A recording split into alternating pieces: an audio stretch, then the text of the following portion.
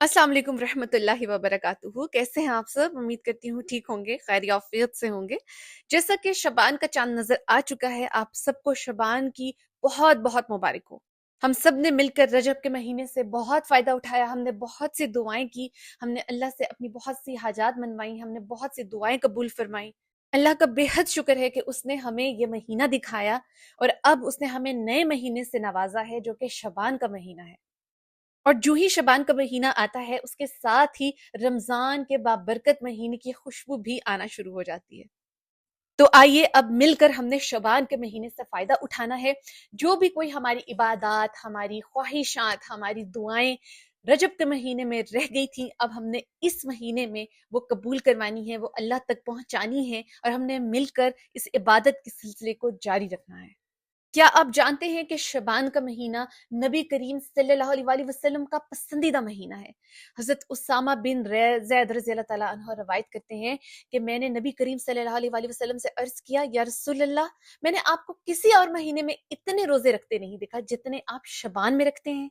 तो नबी सल्लल्लाहु अलैहि वसल्लम ने फरमाया, ये वो महीना है जो रजब और रमज़ान के दरमियान में आता है। लोग इससे गाफिल रहते हैं, जबकि इसमें अमाल अल्लाह के हज़ूर पेश किए जाते हैं और मैं पसंद करता हूं कि जब मेरे अमाल अल्लाह के हजूर पेश किए जाएं तो मैं रोजे की हालत में हूं।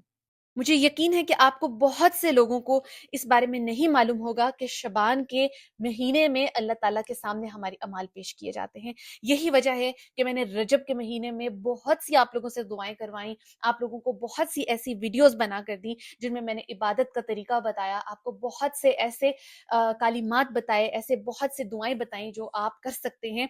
और मुझे यकीन है कि आप में से बहुत से लोगों ने रजब के महीने से बहुत फ़ायदा उठाया है और मुझे उम्मीद है कि आपके इमाल में भी बहुत इजाफा हुआ होगा। और जब अब शबान के महीने में आपके अमाल अल्लाह के सामने पेश किए जाएंगे तो वो नेकियों से और इबादत से भरपूर होंगे। और यही वजह है कि हमने शबान के महीने को भी ज़ाया नहीं जाने देना। इसमें भी हमने इबादत करनी है, हमने रोज़े रखने हैं।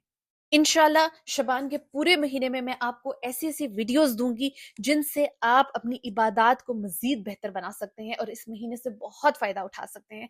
खास तौर पर जो 15वीं शबान की रात होगी उसकी फजीलत पर भी खास मैं वीडियो बनाऊंगी, क्योंकि हजरत मुआज बिन जिबल रजी अल्लाह ताला अन्हु से रवायत है कि नबी सल्लल्लाहु अलैहि वसल्लम ने फरमाया, अल्लाह ताला 15वीं शबान की रात को अपनी मखलूक पर नजर फरमाते हैं और तमाम लोगों को बख्श देते हैं सिवाय मुशरिक और कीना रखने वाले लोगों को। तो 15वीं शबान का भी इंशाल्लाह बहुत अच्छी वीडियो आपके सामने आएगी जिसमें आप अपने मजीद अमाल जो है उनको निखार सकेंगे।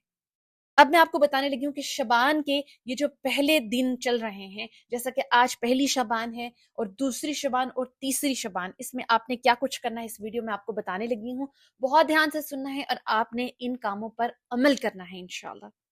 पहला काम तो ये कि आप इन पहले 3 दिनों में किसी भी दिन अगर कोई नफली रोजा रख सकते हैं तो लाजमी रखना है आपने। अगर तीनों दिन रख सकते हैं, आज का दिन तो चले गुजर गया, तो अगर दूसरा दिन और तीसरा दिन भी आप रोजा रख सकते हैं तो जरूर रखिए। और अगर आप इनमें से किसी एक दिन रोजा रख सकते हैं तो लाजमन रखें, क्योंकि ये एक अच्छा शगुन है। अब चूंकि महीना शुरू हो चुका है तो अगर आप पहले ही दिनों में रोजा रख लेते हैं तो आपके आगे के जो दिन है वो बहुत ज्यादा बरकत वाले इंशाल्लाह गुजरेंगे। उसके बाद आपने जो दूसरा काम करना है वो ये है कि आपने कसरत से इस्तगफार करनी है। इस पूरे महीने में आपने अल्लाह ताला की, क्योंकि मगफिरत की रातें आ रही हैं, तो आपने इस्तगफार को अपनाना है और आपने कसरत से इस्तगफार करना है। तीसरा काम जो आपने करना है वो है दुरूद शरीफ की कसरत। जी हाँ, क्योंकि ये नबी सल्लल्लाहु अलैहि वसल्लम का महीना है, तो अगर आप उनके साथ मोहब्बत का इजहार करना चाहते हैं ना, तो ये बेहतरीन मौका और बेहतरीन वक्त है, ये बेहतरीन महीना है जिसमें आप कसरत से दुरूद शरीफ पढ़ेंगे और इंशाल्लाह आप उसको हदिया करेंगे सल्लल्लाहु अलैहि वसल्लम की खिदमत में। आपने इन रातों को भी ज़ाया नहीं जाने देना। अगर आपने अल्लाह से रुजू करना है तो आपने खुसूसी इबादत करनी है। आपने इन रातों में नवाफिल अदा करने हैं, कुरान करीम की तिलावत करनी है और वो मुस्तहब दुआएं जो मैंने आपको पिछली वीडियोस में, जो कि रजब की वीडियोस में मैंने आपको बताई थी, जिनमें हज़रत मूसा की दुआ है, वो आपने लाजमन पढ़नी है। जितनी पढ़ सकते हैं पढ़ें। अगर आप जो है वो नमाजों के बाद पढ़ सकते हैं तो फ़र्ज नमाजों के बाद पढ़ें, क्योंकि ये महीना रमजान की तैयारी और नेकियों में इजाफे का महीना है। इसलिए हमें इस मौके से भरपूर फायदा उठाना है और अल्लाह की रजा हासिल करने की कोशिश करनी है। اور ایک لازمی کام جو آپ نے کرنا ہے وہ ہے صدقہ و خیرات۔ جی ہاں، مجھے یقین ہے کہ رجب کے مہینے میں بھی آپ نے بھرپور صدقہ و خیرات کیا ہوگا، لیکن اگر آپ چاہتے ہیں کہ آپ کے رزق میں، آپ کے مال میں اضافہ بنا رہے، برکت بنی رہے، تو آپ نے یہ شعبان کے مہینے میں بھی صدقہ و خیرات کو نہیں روکنا۔ دل کھول کر صدقہ و خیرات کریں۔ میں نے پوری ویڈیو اس پر بنائی ہے کہ آپ کس کس فارم میں صدقہ و خیرات کر سکتے ہیں، کن کن چیزوں کا صدقہ دے سکتے ہیں۔ یہ اوپر آپ کے سامنے لنک آ گیا ہوگا، اس لنک میں آپ وہ ویڈیو دیکھ سکتے ہیں۔ اب میں آپ کو ایک بہت ہی مجرب وظیفہ بتانے لگی ہوں جو آپ نے ہر مغرب کی نماز کے بعد، خاص طور پہ یہ شبان کا مہینے میں ہر مغرب کی نماز کے بعد آپ نے یہ کام کرنا ہے۔ جب آپ مغرب کی نماز ادا کر چکے ہوں گے تو آپ نے اول و آخر درود شریف پڑھنی ہے، اور آسمان کی طرف منہ کر کے، اگر آپ کمرے میں بیٹھ کے بھی کریں تو آپ چھت کی طرف ہی اپنا چہرہ کر کے، تو آپ نے 3 بار سورہ فاتحہ پڑھنی ہے، اور سورہ فاتحہ پڑھ کے اول و آخر درود شریف پڑھ کے آپ نے دعا مانگنی ہے، اور انشاءاللہ اللہ تعالیٰ آپ کی دعائیں قبول کریں گے۔ انشاءاللہ اللہ تعالیٰ آپ کے توبہ استغفار قبول کریں گے۔ انشاءاللہ اللہ تعالیٰ آپ کے رزق میں، آپ کے مال میں جو ہے وہ اضافہ کریں گے۔ آپ کو اولاد کی تکلیف بھی نہیں دیکھنی ہوگی انشاءاللہ۔ یہ عمل آپ نے ڈیلی کرنا ہے، یہ میری طرف سے آپ کو تحفہ ہے، شبان کے مہینے کا تحفہ ہے۔ آپ نے یہ عمل لازمن کرنا ہے، اور اسے آگے بھی ضرور بتانا ہے، اسے فارورڈ کرنا ہے، شیئر کرنا ہے۔ جیسا کہ میں نے بتایا کہ بہت سے لوگوں کو شبان کی فضیلت کا اندازہ نہیں ہے، انہیں نہیں معلوم کہ یہ مہینہ بھی کس قدر امپورٹنٹ ہے، کس قدر خاص فضیلتوں بھرا برکات والا ہے۔ تو میرے پیارے ویورز، سبسکرائبرز، آپ نے اس ویڈیو کو اپنے فرینڈز کے ساتھ، اپنے رشتہ داروں کے ساتھ، اپنے گھر والوں کے ساتھ لازماً شیئر کرنا ہے، کیونکہ اگر آپ کی وجہ سے کوئی ایک شخص بھی اس مہینے سے فائدہ اٹھا لیتا ہے تو انشاءاللہ اللہ تعالیٰ اس چیز کا ثواب، جو عبادت وہ اگلا شخص آپ کی وجہ سے کر رہا ہے نا، اس کا فائدہ اللہ تعالیٰ آپ کو بھی دیں گے، اس کا ثواب آپ کو بھی ملے گا، آپ کے اعمال میں بھی اضافہ ہوگا انشاءاللہ۔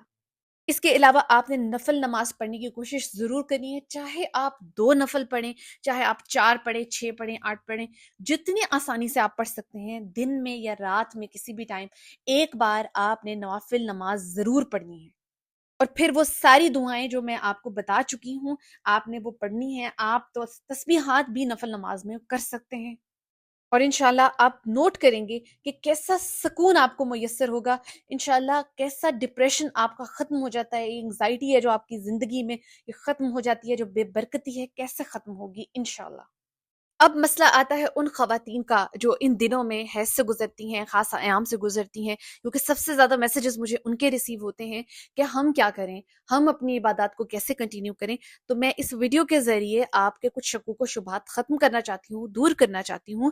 میری پیاری بہنوں، آپ صرف نماز نہیں پڑھ سکتی یا آپ قرآن کو ڈائریکٹلی چھو نہیں سکتی، اس کے علاوہ آپ ہر طرح کے ذکر و اذکار کر سکتی ہیں، آپ درود شریف پڑھ سکتی ہیں، آپ سورت آیات پڑھ سکتی ہیں، یہاں تک کہ آپ موبائل سے، موبائل کے اوپر اگر آپ قرآن کی تلاوت کرنا چاہتی ہیں نا تو آپ وہ بھی کر سکتی ہیں۔ موبائل پکڑ لیں، اس کے اوپر آپ جو ہے وہ اب تو سارے پورے کا پورا قرآن الحمدللہ موبائل کے اوپر جو ہے وہ اویلیبل ہے، تو آپ کوئی بھی سی بھی صورت وہاں سے پڑھ سکتی ہیں۔